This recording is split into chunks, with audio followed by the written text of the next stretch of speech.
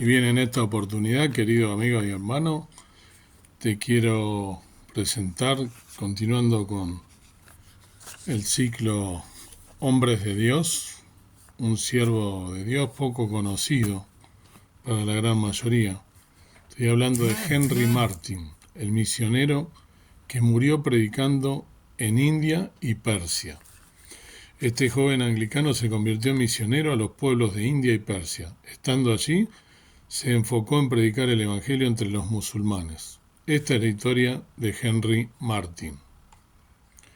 Este notable misionero murió cumpliendo su ministerio cuando solo tenía 31 años. Ansioso por dedicar su vida a la obra del Señor en la India, sirvió en Oriente en un ministerio dedicado a alcanzar a los musulmanes con una determinación y dedicación increíbles. Un estudiante destacado. Henry Martyn nació en Truro, Inglaterra, donde su padre trabajaba como jefe de oficina de una casa mercante. Su madre murió poco después de su nacimiento. Su padre trató de educarlo siendo paciente con él e interesándolo en la ciencia. Después de asistir al Truro Grammar School, se dirigió a Cambridge para aprender matemáticas, pero luego se decidió por una carrera en leyes. Influenciado por su hermana menor y por el gran predicador Charles Simeon, pronto profesó la fe en Cristo. Martyn también se conmovió profundamente al leer los diarios de David Brainerd, el misionero puritano en América del Norte, que trabajó apasionadamente entre los nativos americanos en la causa de Cristo. Henry Martyn fue un senior wrangler en la prestigiosa Universidad de Cambridge. Eso significaba que se graduó primero entre los estudiantes de honor en su clase. La situación en Oriente. Más interesada en las ganancias que en las almas de los perdidos, la East Indian Company no quería que los misioneros en sus territorios molestaran a la población.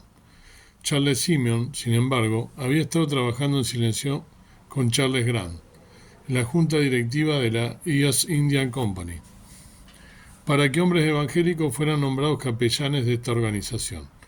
El objetivo de estos nombramientos era que, mientras estos hombres ministraban a los ingleses en la India, pudieran también aprovechar la oportunidad para difundir el Evangelio entre los nativos. Los líderes evangélicos trabajaron para ver que la política de la East Indian Company cambiara cuando su estatuto se renovara con el gobierno británico. Charles Simeon trabajó con el líder político William Wilford como William Carey. Pudieron continuar con su trabajo.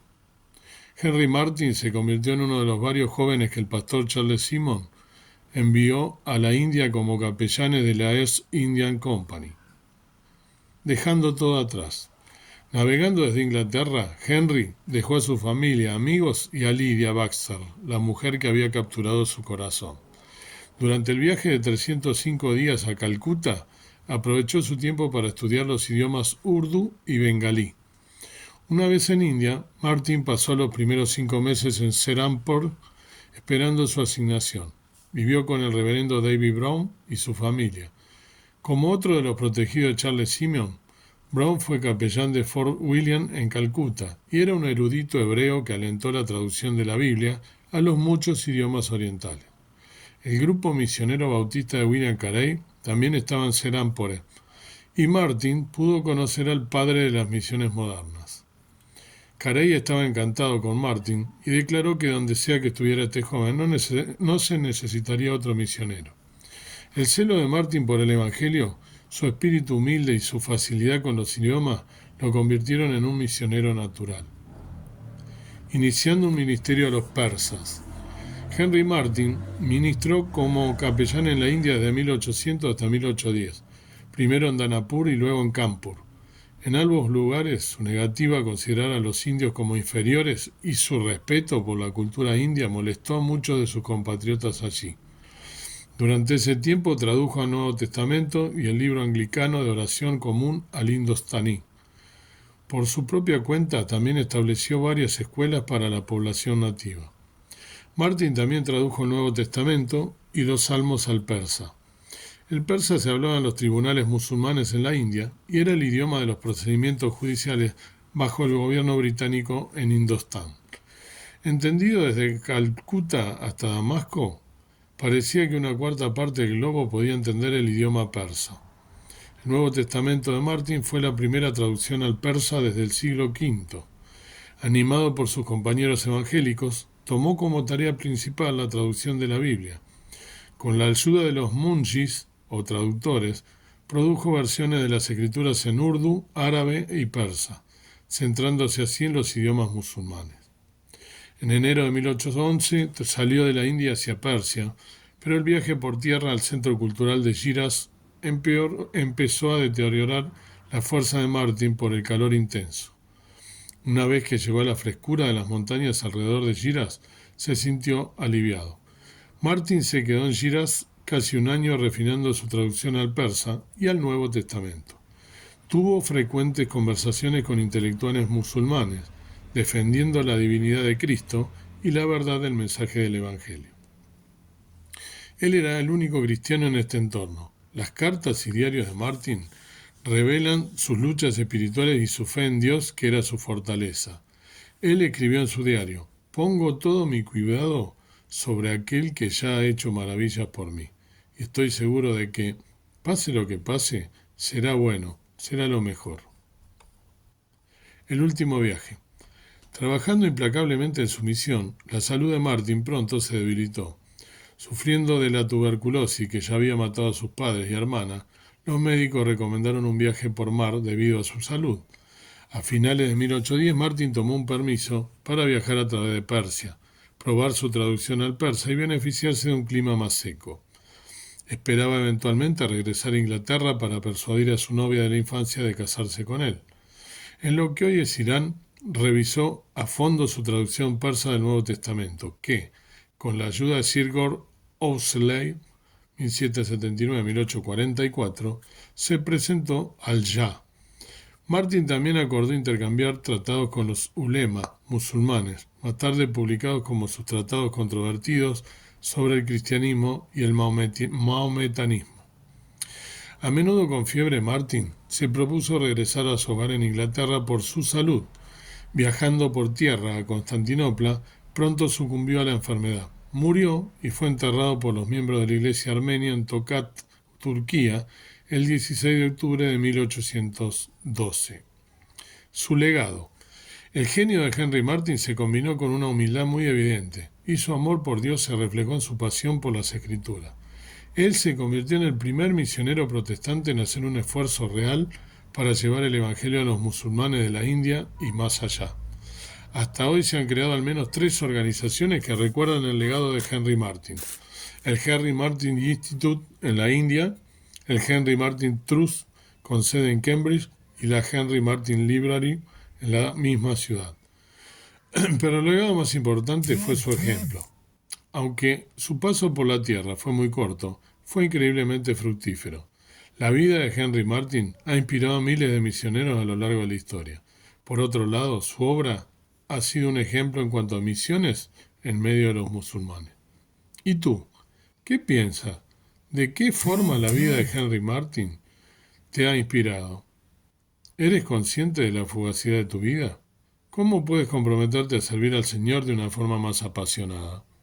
Qué interesante, ¿no? Las preguntas estas que debemos contestar cada uno de nosotros, ¿no? Personalmente, lo primero que se me viene a la mente es, si un misionero ya consagrado expresa de él, ¿no? Al ver lo que este muchacho, porque era un muchacho, estaba haciendo al llegar a estas tierras tan inhóspitas y tan distintas, ¿no? de su lugar, de su patria, y dijo: donde él vaya no hace falta un misionero, porque era un misionero natural, ya lo tenía, porque nació con eso, lo llevaba profundamente, que cómo debe haber sido, ¿no? Y cómo habrá impactado, ¿no? El ministerio y lo que él hizo. Otra cosa que me llamó la atención, algo que a menudo pasa, ¿no? Cómo ponemos etiquetas, rótulos a gente. Pasa mucho, inclusive entre evangélicos, lamentablemente, entre cristianos, que a veces miran de arriba a otros hermanos que por ahí tienen o menos lucidez, o les cuesta más interpretar la palabra, y te miran medio arriba o llevan una vida que que tuvimos por ahí, me incluyo, algunas cosas que apartados de Dios y con su misericordia nos trajo y a veces te miran de costado, de reojo, como si tuviesen derecho a juzgar a los demás, ¿no? En vez de mirar sus propias vidas, ¿no? Digo esto porque ahí expresa, ¿no? Como él les decía que no tenían que tratar a las personas que estaban en la India, a aquellos que él les iba a predicar, que no le debían mirar como inferiores, y esto le produjo tener malestar con los misioneros que estaban, o los siervos de Dios que también estaban allí. Y cómo a veces olvidamos, ¿no?, el amor de Cristo, que Cristo expresaba, que miraba a todos los pecadores. Él dijo, he venido a librar a aquellos que necesitan y no a los que no tienen necesidad. Y lo mostraba, ¿no?, curando el sábado, y se oponía a las leyes de este mundo, a las religiones, ¿no? Cómo debemos tener en cuenta a nuestro Salvador, ¿no?